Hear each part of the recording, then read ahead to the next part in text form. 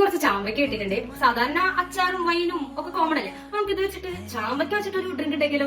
Summer drink ആണല്ലോ എന്ന് ചോദിച്ചാൽ ചൂടൊക്കെയല്ലേ കിട്ടുന്നത്, ഒക്കെ ഉണ്ടാക്കിക്കോ.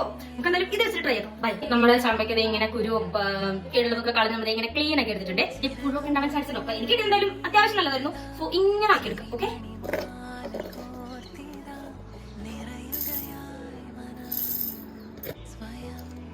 ആവശ്യത്തിന് മധുരം ആയിക്കോട്ടെ. ഇത്തിരി അധികം, കാരണം ഈ ചാമ്പയ്ക്ക് ഇത്തിരി പുളി കൂടുതലായതുകൊണ്ട് എടുക്കുന്നതാണെങ്കിൽ മധുരം കാണാൻ കുഴപ്പമില്ല. പുളി കൂടുതലാണെങ്കിൽ ടേസ്റ്റ് മധുരം കൂടിക്കോട്ടെ. ഞാൻ ലേശം ചിയ സീഡ്സ് സോക്ക് ചെയ്ത് വെച്ചിട്ടുണ്ട്. പ്ലെയിൻ ആയി കിടക്കണേക്കാൾ നല്ലത്. ഇനി ടേസ്റ്റ് ചെയ്യാം. ഞാൻ ചിയ സീഡ്സ് ജസ്റ്റ് പ്ലെയിൻ ആയി കിടക്കണ്ടാലോ എന്ന് വെച്ചെടുത്താണ്. നല്ല സ്ട്രോബെറി ജ്യൂസ് പോലെ ഉണ്ട് കേട്ടോ. ഓ, എന്തൊരു ടേസ്റ്റാ! നല്ല ടേസ്റ്റ് ഉണ്ട്. വെറുതെ പറയല, അടിപൊളിയാണ്. എന്തായാലും ഉണ്ടാക്കി നോക്കണം. ഇതിക്കൊന്നും വേണ്ട, നമുക്ക് ചാമ്പയ്ക്ക് മാത്രം മതി. പിന്നെ ചിയ സീഡ്സ് ഞാൻ അലങ്കാരത്തിൽ ഇട്ടുകൊണ്ടു. എന്തായാലും ട്രൈ ആക്കിക്കോളൂ. Okay, by.